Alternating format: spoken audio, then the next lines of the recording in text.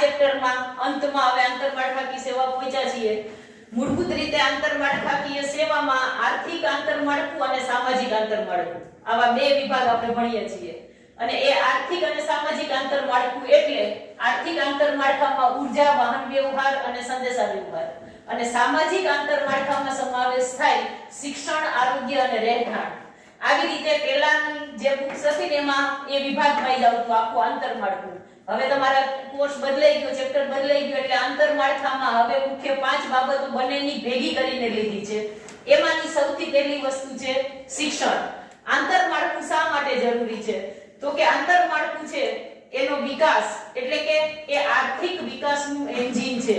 દેશનો વિકાસ આ આંતરમાળખાને આભારી હોય છે। એવું પણ કહેવામાં આવ્યું છે કે કોઈ પણ દેશ આંતરમાળખાના વિકાસ માટે 1% ખર્ચ કરે તો દેશની રાષ્ટ્રીય આવકમાં 1% વધારો થાય।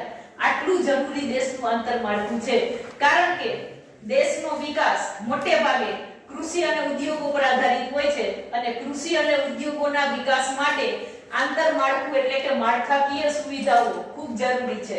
ખેતરમાં કોઈ પણ વસ્તુનું ઉત્પાદન થશે તો એને વેચવા માટે, બજાર સુધી પહોંચાડવા માટે પણ રોડ, રસ્તા, વાહન વ્યવહાર આ બધી સગવડો જોશે, અને ઉદ્યોગોમાં ઉત્પાદિત થયેલી તમામ વસ્તુઓને એક જગ્યાએથી બીજી જગ્યાએ લઈ જવા માટે પણ આંતરમાળખું ખૂબ જરૂરી છે।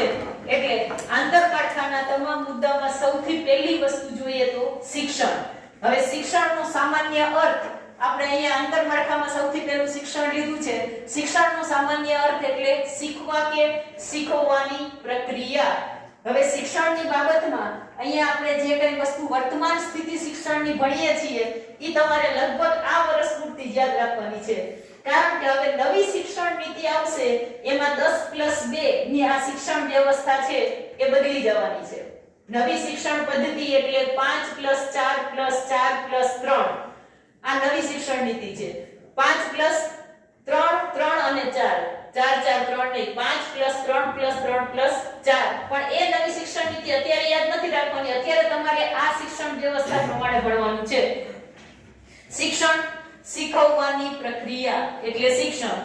માનવમાં કરેલું મૂડીરોકાણ, આ વાત માર્શલે કરેલી છે કે માનવમાં મૂડીરોકાણ કરીએ છીએ એટલે કે માણસની શારીરિક અને માનસિક શક્તિઓના વિકાસ માટે જે મૂડીરોકાણ કરવામાં આવે છે તે માનવમાં કરેલું મૂડીરોકાણ છે। સરકાર આટલા બધા સરકારી સ્કૂલો ખોલે છે અને શિક્ષણ પાછળ આટલો બધો ખર્ચ કરે છે। નવી શિક્ષણ નીતિમાં તો શિક્ષણ પાછળ લગભગ 6% જેટલો ખર્ચ 11 સુધીમાં 3 થી 4% નો થતો હોય છે, પણ 6% જેટલો કુલ ખર્ચ અંદાજપત્રમાં શિક્ષણ પાછળનો અંદાજવામાં આવે છે। તો આટલો બધો ખર્ચ શું કામ કરે છે? અત્યારે તો સરકારને એમાંથી કઈ આવક મળવાની નથી, પણ આ ખર્ચ એ માનવમાં કરેલું મૂડીરોકાણ છે, એટલા માટે શિક્ષણ પાછળ સૌથી વધારે ખર્ચ કરે છે। અને આ ભૌતિક સંપત્તિ આપણી પાસે નષ્ટ થઈ જાય, બીજું ગમે તે નષ્ટ થઈ જાય, પણ શિક્ષણ, વિદ્યા, જ્ઞાન એ આપણે જીવતા છીએ ત્યાં સુધી આપણી પાસે રહેવાનું છે। આપણે એક વસ્તુ પેલા વૈજ્ઞાનિકની વાત ચર્ચા થતી હતી, પરમ દિવસે હું કહેતી હતી ને, થોમસ આલ્વા એડિશન આ સંભવાણી કહેતો હતો। મેં કીધું કોઈ એક વૈજ્ઞાનિક છે કે જેની આખી લેબ બળી ગઈ અને એને એના બધા જ સંશોધનો ને બધું જ બળી ગયું, પછી પણ એ વ્યક્તિ નિરાશ નથી થતો, કારણ કે મારું જ્ઞાન મારા દિમાગમાં છે અને મારી અંદર જે પડેલું છે તો હું ફરી પાછું કરી જ શકીશ। એટલે શિક્ષણ એટલા માટે મહત્વનું છે કે જ્ઞાન એ એવી સંપત્તિ છે કે બાકી બાહ્ય બધી સંપત્તિ નષ્ટ થઈ જાય તો પણ એ તમારી સાથે જ રહેવાની છે। એટલે ભૌતિક સંપત્તિની જેમ શિક્ષણ તમારી અંદરનું જ્ઞાન નષ્ટ પામતું નથી। આ સંદર્ભમાં શિક્ષણ, તાલીમ, સંશોધન, ટેકનોલોજી, જ્ઞાન, કૌશલ્ય આ બધા જનો વિકાસ, આ બધી જ કક્ષાનો વિકાસ કરે છે। આમ શિક્ષણ એ આર્થિક વિકાસને અસર કરતું એક મહત્વનું પરિબળ છે। તો શિક્ષણ દ્વારા આપણને શું શું મળે છે એ પોઈન્ટ જોઈએ તો શિક્ષણ દ્વારા સૌથી પહેલા તો વધારે વ્યક્તિને જ્ઞાન મળે છે અને જેથી તે ઊંચી કક્ષાની તકો માટે યોગ્ય બને છે, પરિણામે તેનું જીવન ધોરણ સુધરે છે। એક શિક્ષિત વ્યક્તિ અને અશિક્ષિત વ્યક્તિ એના જીવન ધોરણમાં ઘણો બધો ફેર રહેલો હોય છે। વ્યક્તિમાં વિચારોના આદાન પ્રદાનની શક્તિ વધે તથા એક નવો આત્મવિશ્વાસ ઊભો થાય છે। શિક્ષિત વ્યક્તિની અંદર એક કંઈક કરી છૂટવાની ભાવના અને હું કંઈક કરી લઈશ એવો એક આત્મસંતોષ હોય છે, એટલે એક નવો આત્મવિશ્વાસ ઊભો થાય। શિક્ષણ દ્વારા વ્યક્તિ પોતાને લાભદાયી હોય તેવા નિર્ણયો લઈ શકે, તેના દ્વારા તે જીવનને જીવવાની સાનુકૂળ પરિસ્થિતિ ઊભી કરી શકે, એ વધારે સારું કમાઈ શકે, જીવનને પણ બહુ સારું બનાવી શકે, એટલે સાનુકૂળ પરિસ્થિતિ જીવન માટેની ઊભી કરી શકે. કારખાનાના શ્રમિકોની ઉત્પાદકતા વધારી શકાય છે. જ્યારે શિક્ષણ મળે છે ને ત્યારે વ્યક્તિની અંદર એક જ્ઞાન વધે છે કે કાર્ય કુશળતા વધે છે. એટલે તો વારંવાર ઘણા સેમિનારો કરવામાં આવે છે કે જેથી કરીને વ્યક્તિમાં કાર્ય કુશળતા વધે. એના માટેનું એક સરસ ઉદાહરણ છે કે બે લાકડા કાપવા વાળા કઠિયારા જંગલમાં જાય છે, લાકડા કાપે છે. એક વ્યક્તિ સખત મહેનત કરે, સવારથી સાંજ સુધી સતત પાણી પીવા અથવા તો ખાવા કે નાસ્તો કરવા કે ઊભો જ ન રહે અને સતત કુહાડીથી લાકડા કાપતો રહે, અને બીજો કઠિયારો છે એ આરામથી લાકડા કાપે, વચ્ચે પાણી પીવે, નાસ્તો કરે, 10 મિનિટ આરામ કરે, ફરી પાછો લાકડા કાપે. આટલા આરામ સાથે કાપે છતાંય એ જે આરામ કરતા લાકડા કાપે એના લાકડા સૌથી વધારે થાય, અને જે સતત કામ જ કરે બીજું કાંઈ ન કરે તો એના લાકડા ઓછા થાય. એનું કારણ શું હશે? કે જે આખો દિવસ કામ કરે છે. મશીનરી નથી, બેયને એક જ સરખી કુવાડી દીધી છે, બીજું કઈ લીધું જ નથી. મેઈન વસ્તુ થાક કરતાય જે બેસે છે ને પાણી પીવા ને નાસ્તો કરવા ને, એ જ્યારે બેસે છે ત્યારે પોતાની કુવાડીની ધાર કાઢે છે, વચ્ચે વચ્ચે આરામ પણ થઈ જાય છે અને કુવાડીની ધાર પણ નીકળે છે, જેથી કરીને એ જ્યારે આરામ કરીને ઊભો થાય ત્યારે ઓછી મહેનતે વધારે લાકડા કપાય છે. જ્યારે પેલો વ્યક્તિ છે આ કૌશલ્ય, શિક્ષિત વ્યક્તિ છે એનામાં કૌશલ્ય વિકસે છે, અને એટલે પેલો એમને એક જ કુવાડી સવારની જે ધાર કાઢેલી છે એનાથી ગમે એટલી મહેનત કરે, મહેનત વધે છે છતાંય લાકડા ઓછા કપાય છે. અને બીજા વ્યક્તિ જેનામાં કૌશલ્ય વર્ધન છે કે જે ઓછી મહેનતે પણ વધારે કામ કરી શકે છે, શિક્ષણ છે એ આ કામ કરે. ખેડૂતોને નવી નવી ટેકનોલોજી, નવા મશીનો, નવા સાધનો, નવા બિયારણો, આ બધા વિશે માહિતગાર એક શિક્ષિત ખેડૂત છે ને પરિવર્તન જલ્દી લાવશે, રૂઢિવાદી બહુ નહીં હોય. બાકી જે અશિક્ષિત છે એ પોતાની રૂઢિ પરંપરાને ઝડપથી છોડી શકતા નથી. અસરકારક શિક્ષણ દ્વારા વ્યક્તિઓમાં સામાજિક સક્રિયતા વધારી શકાય છે. સમાજ પ્રત્યેની પોતાની જવાબદારી શિક્ષિત વ્યક્તિ વધારે સારી રીતે નિભાવી શકે એટલે સામાજિક સક્રિયતા એનામાં વધે. શિક્ષણ દ્વારા વ્યક્તિને પર્યાવરણના નુકસાનની સાચી સમજ આપવામાં આવે છે. પરિસ્થિતિને સમતુલા માટે તથા જમીનની ફળદ્રુપતા ટકાવી રાખવા માટે શિક્ષણનો વધારો અને વ્યાપ અનિવાર્ય છે. એક તો જે નુકસાન થાય છે પર્યાવરણનું, એ પર્યાવરણનું નુકસાન શિક્ષિત વ્યક્તિ જુદા જુદા ઉદાહરણો દ્વારા, તમે ચીપકો આંદોલન ને આવું બધું 9માં ભણીને આવ્યા છો સમાજમાં, તો આ બધું ક્યાંક ભણો છો, ક્યાંક શીખો છો, ક્યાંકથી જ્ઞાન મેળવો છો, તો એ તમને ખબર છે કે પર્યાવરણ અંગેની જાણકારી તમારામાં થાય છે કે આપણે જ્યારે પ્રદૂષણ વધારીએ છીએ તો પર્યાવરણમાં કેટલું નુકસાન થઈ શકે છે. શિક્ષણ દ્વારા સ્વચ્છતા અને આરોગ્ય વિશે એક સભાનતા લાવી શકાય છે. લોકોમાં આ અંગેની જાગૃતિ લાવી શકાય કે કઈ રીતે તમારું આરોગ્ય સુધરે, કઈ રીતે તમે સ્વચ્છતા પ્રાપ્ત કરી શકો. આમ શિક્ષણ કુશળ શ્રમિકો દેશના આર્થિક વિકાસમાં મહત્વનું યોગદાન આપી શકે, જે વિકસિત દેશોના વિકાસને જોતા કહી શકાય છે. એટલે વિકસિત દેશોમાં આપણે જોઈએ છીએ કે ત્યાં સૌથી વધારે શિક્ષણનું પ્રમાણ છે, અને એટલે જ ત્યાંના શ્રમિકો કુશળ છે અને ઓછી મહેનતે વધારે ઉત્પાદન કરે છે. હવે જોઈએ શિક્ષણની વર્તમાન સ્થિતિ કેવી છે, તો અહીંયા આપેલું છે પ્રાથમિક શિક્ષણ 1 થી 5 ધોરણ અત્યારે જે ચાલી રહ્યું છે તે, પછી ઉચ્ચ શિક્ષણ 6 થી 8 ધોરણ, માધ્યમિક શિક્ષણ 9 અને 10, અને ઉચ્ચ માધ્યમિક 11 12. તમે 11 12 માં આવી જાવ એટલે ઉચ્ચતર માધ્યમિકમાં આવી જાવ છો. અને પછી કોલેજ શિક્ષણ એટલે કે ઉચ્ચ શિક્ષણ એ 12માં પછી FY SY TY, પછી માસ્ટર ડિગ્રી, ઓલા 3 વર્ષ, પછી માસ્ટર ડિગ્રીના 2 વર્ષ, એમ ત્યાર પછીનું આપણું કોલેજ શિક્ષણ આવે છે. પણ નવી શિક્ષણ નીતિ છે એમાં સૌથી પહેલા 5 વર્ષ એટલે નર્સરી, કેજી, એમાં જુનિયર કેજી અને સિનિયર કેજી, અને ત્યાર પછી ધોરણ 1 અને 2, આ 5 વર્ષમાં સમાવેશ થાય છે. પહેલા 5 વર્ષનું શિક્ષણ એમાં આવા ભાગ પાડી દીધા છે. અને ત્યાર પછી આવે છે ત્રીજું, ચોથું ને પાંચમું, આ 3 વર્ષનું શિક્ષણ. પછી પાંચમું, ત્રીજું, ચોથું, પાંચમું 3 વર્ષમાં આવી જાય. પછી છઠ્ઠું, સાતમું ને આઠમું એ પછીના 3 વર્ષમાં, એટલે 5 + 3 + 3, અને પછીથી 4 પછીના વિભાગ નીકળી જાય છે. પછી 9 થી 12 બધું આવી જાય. 9 10 11 12 ઈ 4 વર્ષમાં ભેગું આ નવી શિક્ષણ નીતિ છે. અને એની તો આપણે આમે નવી શિક્ષણ નીતિની ચર્ચા પહેલા ઘણી બધી કરેલી છે, પણ અત્યારે તમારે યાદ રાખવાનું છે વર્તમાન શૈક્ષણિક માળખું એટલે આ MCQ 1 માર્ક આ બધું પૂછાય ત્યારે આ માળખાને યાદ રાખવાનું, એટલે હમણાં પૂરતી નવી શિક્ષણ નીતિ મગજમાં રાખવાની નથી.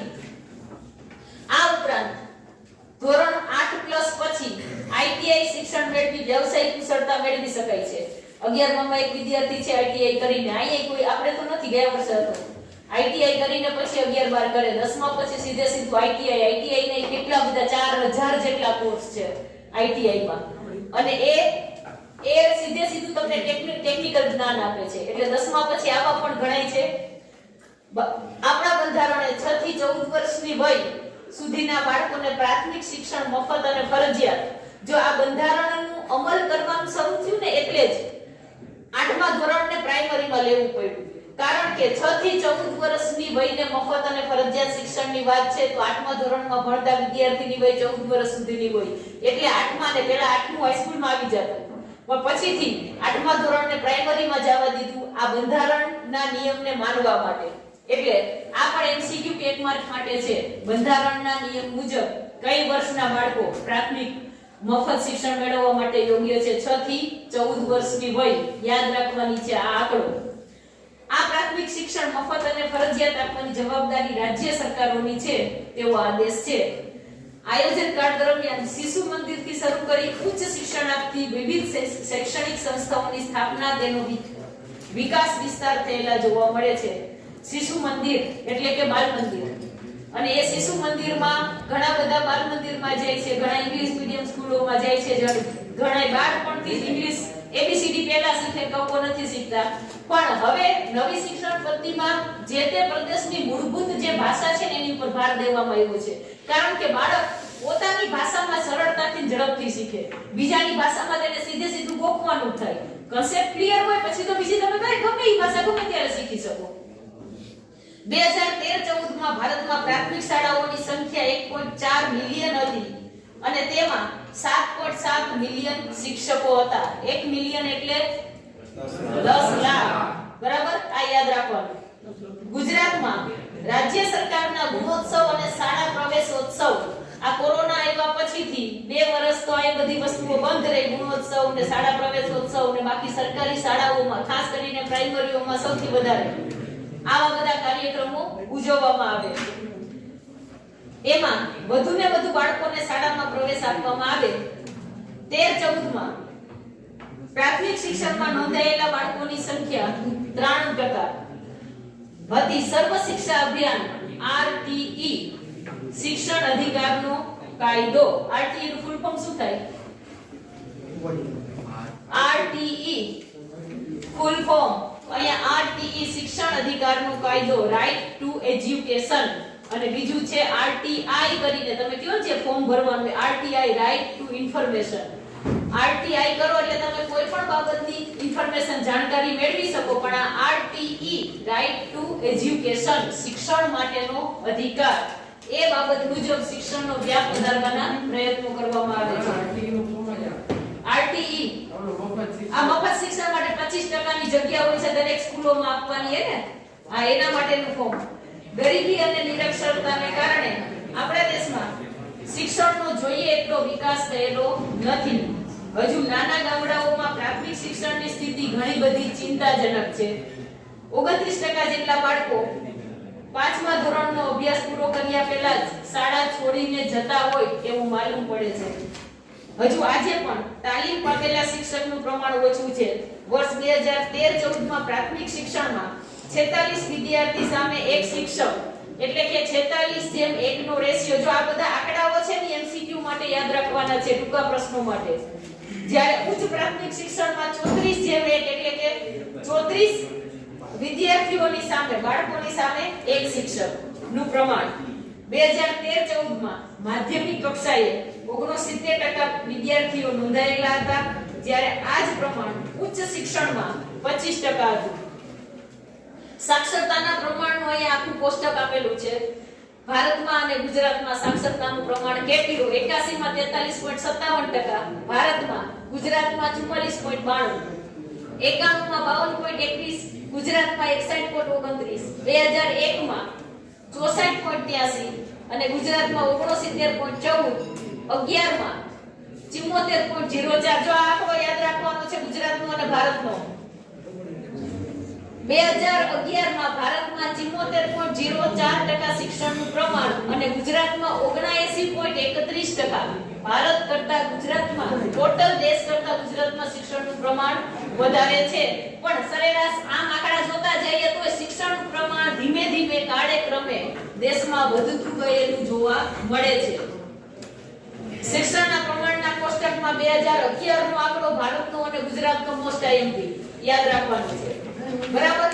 શિક્ષણના સંદર્ભમાં માત્ર શોર્ટ નોટના રૂપમાં પૂછાય ત્યારે તમારે શિક્ષણની વ્યાખ્યા, શિક્ષણનો અર્થ, ભારતમાં વર્તમાનમાં શિક્ષણનું માળખું કેવું છે, આ આખું કોષ્ટક ના લખો તો ગુજરાત અને ભારતમાં શિક્ષણનું પ્રમાણ કેવું છે એ યાદ રાખવાનું છે.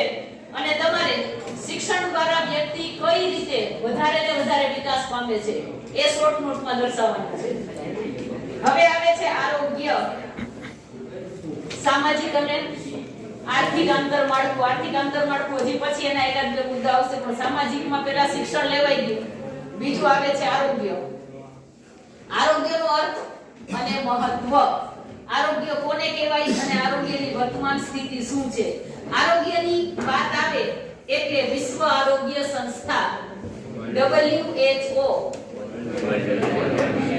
વર્લ્ડ ટ્રેડ ઓર્ગેનાઇઝેશન, એને આરોગ્યની વ્યાખ્યા આપેલી છે. એ વ્યાખ્યા મુજબ આરોગ્ય એટલે શું, જે વ્યાખ્યા કોઈ પણ વ્યક્તિએ આપેલી છે કે સંસ્થાએ આપેલી છે, વ્યાખ્યાના શબ્દો એટલે હોવા જોઈએ. સામાન્ય અર્થ કહેશે તો તમે તમારી રીતે અર્થમાં ફેરફાર કરી શકો, પણ કોઈ ટિપિકલ સંસ્થા અથવા તો વ્યક્તિ આપેલી હોય તો એ શબ્દસહ વ્યાખ્યા લખવાની આવે. ફક્ત આરોગ્યની ગેરહાજરી કે શારીરિક શક્તિને સારું આરોગ્ય કે સ્વાસ્થ્ય કહી શકાય નહીં, પરંતુ માણસના સંપૂર્ણ ભૌતિક, માનસિક અને સામાજિક કલ્યાણને વેલ બીઈંગ, એમાં માત્ર ને માત્ર સ્વાસ્થ્યની જ વાત નથી, ભૌતિક, માનસિક અને સામાજિક કલ્યાણ ને આરોગ્ય કે સ્વાસ્થ્ય કહી શકાય. જનરલી આપણે સ્વાસ્થ્ય એટલે આપણે તંદુરસ્ત હોય, આપણને શરદી ઉધરસ તાવ શરદી કશું ન થયું હોય તો આપણે સ્વસ્થ છીએ, આરોગ્યપ્રદ છીએ, અથવા તો આપણા શરીરમાં બીજા કોઈ રોગ નથી તો આપણે સ્વસ્થ છીએ આવું કહી શકીએ. પણ વર્લ્ડ હેલ્થ ઓર્ગેનાઇઝેશન WHO ની વ્યાખ્યા છે એમાં માણસનું સંપૂર્ણ ભૌતિક, માનસિક અને સામાજિક કલ્યાણ એને આરોગ્ય સાથે સાંકળી લીધેલું છે. એટલે બહુ વિસ્તૃત બૃહદ વ્યાખ્યા એને આપેલી છે. શ્રમિકની કાર્યક્ષમતાનો આધાર તેના સ્વાસ્થ્ય ઉપર હોય. અંગ્રેજીમાં કહેવત છે કે sound mind in sound body, એટલે શિક્ષણ મનની તંદુરસ્તી પૂરી પાડે છે તો આરોગ્ય તનની તંદુરસ્તી પૂરી પાડે છે. રાષ્ટ્રીય આવકનો આધાર જાહેર આરોગ્યની સુવિધાઓ પર સીધી રીતે સંકળાયેલો છે. તમે એટલે તો જાહેર આરોગ્ય, સરકારી દવાખાના પાછળ સરકાર બહુ બધા ખર્ચ કરે છે, કારણ કે ગરીબ માણસને, અને હવે તો એવી યોજનાઓ આવેલી છે, આપણે પરમ દિવસે ચર્ચા કરતા હતા કે જુદા જુદા કાર્ડ લોકો પાસે છે સ્વાસ્થ્ય અંતર્ગત, અને એ કાર્ડ અંતર્ગત 5 લાખ સુધીની સહાય, મોટા ઓપરેશનો થાય. પહેલા તો ગરીબને એ જ બીક લાગતી કે બીમાર પડશું તો દવા કેમ થશે, ઓપરેશનો કેમ થશે, પણ હવે સરકાર આ રીતે પણ ગરીબ લોકોની મદદ કરે છે. એટલા માટે સ્વાસ્થ્યને લગતા પ્રશ્નોમાં ઘણા બધા સુધારાઓ થયેલા જોવા મળે છે. શ્રમિકની કાર્યક્ષમતાનો આધાર તેના સ્વાસ્થ્ય પર છે. રાષ્ટ્રીય આવકનો આધાર જાહેર આરોગ્યની સુવિધા પર સીધી રીતે સંકળાયેલો છે. જો શ્રમિકનું સ્વાસ્થ્ય સારું નથી હોતું અને વારંવાર બીમાર પડે તો તેની ઉત્પાદન અને ઉત્પાદકતા પર માઠી અસર પડે. એ શ્રમિક હોય કે વિદ્યાર્થી હોય, સ્વાસ્થ્ય સારું ના હોય, વારંવાર બીમાર પડે તો વિદ્યાર્થીની કાર્યક્ષમતા અને શિક્ષણ ઉપર અસર પડે, તો શ્રમિકની ઉત્પાદન અને ઉત્પાદકતા ઉપર અસર પડે. શ્રમિકના આરોગ્યમાં સુધારો થતા આપોઆપ દેશના કુલ ઉત્પાદનમાં વૃદ્ધિ થાય. જો દેશના લોકો વધારે તંદુરસ્ત અને કાર્યક્ષમ હશે તો દેશની કુલ ઉત્પાદનમાં વધારો થશે, સ્વાભાવિક છે. આરોગ્યમાં સુધારો થતા આર્થિક વિકાસમાં 3 રીતે મદદરૂપ થઈ શકે. આરોગ્ય સુધરે તો સૌથી પહેલા તો ઉત્પાદકતા વધતા ઉત્પાદનમાં વધારો થાય. સ્વસ્થ અને તંદુરસ્ત નાગરિક હશે તો એ નિષ્ઠાપૂર્વક કામ કરશે તો દેશની ઉત્પાદકતા વધે, કુલ ઉત્પાદન વધે. બીજું, કુદરતી સંપત્તિનો વધુમાં વધુ ઉપયોગ કરી શકાય અને તેમાં થતો બગાડ અટકાવી શકાય. મહત્તમ લોકો કાર્યક્ષમતાપૂર્વક કામ કરશે અને મહત્તમ ઉત્પાદન લાવવા માટે કુદરતી સંપત્તિનો પણ વધુને વધુ ઉપયોગ થઈ શકે. ત્રીજું, શ્રમિકની આવકમાં વૃદ્ધિ થતા જીવન ધોરણ ઊંચું જાય સ્વાભાવિક છે. લોકો કાર્યક્ષમતાપૂર્વક કામ કરશે તો આવક આવશે અને આવક વધશે તો તમે કોઈ પણ વસ્તુ ખરીદી શકો છો તો જીવન ધોરણ ઊંચું આવશે. એટલે આ ત્રણ બાબત છે. સારી તંદુરસ્તી માટે બે વસ્તુ જરૂરી છે. એકમાત્રનો પ્રશ્ન, સારી તંદુરસ્તી માટે બે બાબતો જરૂરી છે. એક સમતોલ આહાર અને બીજું સારી દાક્તરી સારવાર, તાત્કાલિક સારવાર. હવે 108 ની સગવડ પછી મૃત્યુ દરો ઘણા બધા ઘટ્યા છે, કારણ કે ગમે તે રસ્તા ઉપરથી અંતરિયાળ ગામડાઓમાંથી માત્ર એક ફોન કોલથી તમને એક તો રસ્તામાં સુવિધા મળે, કારણ કે એમાં સાથે ડોક્ટર હોય, એટલે તમે હોસ્પિટલ સુધી જો પહોંચી શકે. કોઈ પણ એક્સિડન્ટનો કેસ છે તો પણ ડોક્ટર, આજે એટલી બધી ટેકનોલોજી અને વિજ્ઞાન એટલું આગળ થઈ ગયું છે કે કદાચ શરીરમાં 35-37 ફ્રેક્ચર થઈ ગયા હોય, આખું પોટલું કરીને લઈ ગયા હોય, તો હવે ઓર્થોપેડિક એવા થઈ ગયા છે કે બધું જ સુધારીને માણસને હાલતો ચાલતો કરી દે છે. એટલે દાક્તરી સારવાર બહુ મહત્વની છે. પ્રજાના આરોગ્યની સ્થિતિ જાણવા માટે લોકોનું સરેરાશ આયુષ્ય 1 વર્ષનો માપદંડ તરીકે ગણવામાં આવે છે. સરેરાશ આયુષ્ય એક મહત્વનો માપદંડ છે. 1951 માં ભારતમાં લોકોનું સરેરાશ આયુષ્ય 32 વર્ષ હતું અને સમતોલ અને પોષણક્ષમ આહાર તેમજ દાક્તરી સારવારના વિકાસ અને વિસ્તારને કારણે 2011 માં 63.5 વર્ષ થયું અને 51 માં બાળ મૃત્યુ દર 146 હતું. એ આપણે બાળ મૃત્યુ અને વસ્તીના ચેપ્ટરમાં જોઈ ગયા છીએ. તે ઘટીને 2012 માં 44 થયું છે. મતલબ કે આરોગ્યની સગવડમાં વધારો થતા બાળ મૃત્યુ દરમાં પણ ઘટાડો થયો છે અને સરેરાશ આયુષ્યમાં પણ વધારો થયો છે. આરોગ્યની સ્થિતિ ભારતમાં કેવા પ્રકારની છે? ભારતની કુલ વસ્તીમાં આજે પણ 70% વસ્તી ગામડામાં વસે છે અને કુલ દવાખાનાના 5મા ભાગ જેટલા દવાખાના જ ગ્રામ્ય વિસ્તારમાં છે. શહેરમાં આ બધી સગવડો વધે છે એટલે આપણે તો શહેરીકરણમાં જોઈ ગયા ને કે ઊંચું જીવન ધોરણ, ડોક્ટરની સારવાર, હોસ્પિટલો, મોલ્સ, ફરવાના સ્થળો, આ બધાને લઈને ગામડામાંથી લોકો શહેરમાં આવે છે. એટલે ગામડામાં હજી આ સગવડો ખૂબ ઓછી છે. આમ કહી શકાય કે ગામડાના લોકોને પૂરતી દાક્તરી સારવાર મળી શકતી નથી. તેથી ગ્રામ્ય અને શહેરી વસ્તીને મળતી ડોક્ટરની સારવારમાં મોટો તફાવત જોવા મળે છે. ગામડામાં વિશિષ્ટ દાક્તરી સારવાર જેવી કે બાળ રોગના નિષ્ણાત ડોક્ટરો, બાળ રોગના નિષ્ણાત ડોક્ટરોને શું કહેવાય? આપણે ઇંગ્લિશમાં શું કહીએ? બાળ રોગના નિષ્ણાત ડોક્ટરો એને ચાઇલ્ડ સ્પેશિયાલિસ્ટ કરતા પીડિયાટ્રિક્સ, એના માટેનું જે નામ છે, ડોક્ટરી નામ છે, એને પીડિયાટ્રિક્સ કહેવાય. એ જ રીતે સ્ત્રી રોગના નિષ્ણાત એને ગાયનેકોલોજિસ્ટ, બરાબર. એનેસ્થેસિયાના વિશિષ્ટ ડોક્ટર, કોઈ પણ ઓપરેશન કરવાનું હોય તો એનેસ્થેસિયા માટે તો બહારથી ડોક્ટર બોલાવવા પડે, કારણ કે એનો ડોઝ જરા કે વધુ કે ઓછો ન થવો જોઈએ, એ બરાબર, અને એ દરેક દર્દીની તાસીર મુજબ આપવાનો હોય છે. એટલા માટે એના સ્પેશિયાલિસ્ટ હોય છે. તો આવી બધી સગવડો શહેરમાં જેટલા પ્રમાણમાં છે એટલી ગામડામાં જોવા મળે નહીં. શહેરમાં એ ખૂબ વધુ પ્રમાણમાં છે. ગામડામાં વિશિષ્ટ દાક્તરી સારવાર જેવી કે આ બધી જે સ્ત્રી રોગ નિષ્ણાત હોય કે પીડિયાટ્રિક્સ છે કે પછી આવા બધા એનેસ્થેસિયા આપનારા ડોક્ટરો છે, આ બધું જ હોતું નથી. ખાસ કરીને આંખના નિષ્ણાત MD, MS, MS full form MD full form MS Dhoni. આપણને એમએસ ધોની જ્યારે આવે ત્યારે યાદ આવે. એમડી અને એમએસ હોમવર્ક ચાલો જેવા ઉચ્ચ લાયકાત ધરાવતા ડોક્ટરોનો અભાવ હોવાથી આ વસ્તી સારી આરોગ્યની સેવાઓ યોગ્ય સમયે મેળવી શકતી નથી. આમ આપણે બોલીએ છીએ સર્જનના રૂપમાં અને એમડી ને મળવાનું છે, ખાલી એમબીબીએસ નહીં, એમડી પાસે જવું, આપણે આ બધા શબ્દોનો ઉપયોગ કરીએ છીએ, પણ એના ફૂલ ફોર્મની વાત આવે ત્યારે આપણે બધું ખાઈ જાય છે. એટલે જ તમને આવા બધા નાના નાની બાબતો હોમવર્ક આપું છું. માતાની તંદુરસ્તી વગર તંદુરસ્ત બાળક જન્મી શકે નહીં. ભારતમાં 50 થી 49 વર્ષની વય ધરાવતી સ્ત્રીઓમાં 50% સ્ત્રીઓ બિન પોષણક્ષમ આહારને કારણે લોહ તત્વની ઉણપને લીધે એનિમિયાનો ભોગ બને છે અને તેમાંથી 19% મૃત્યુનો ભોગ બને છે.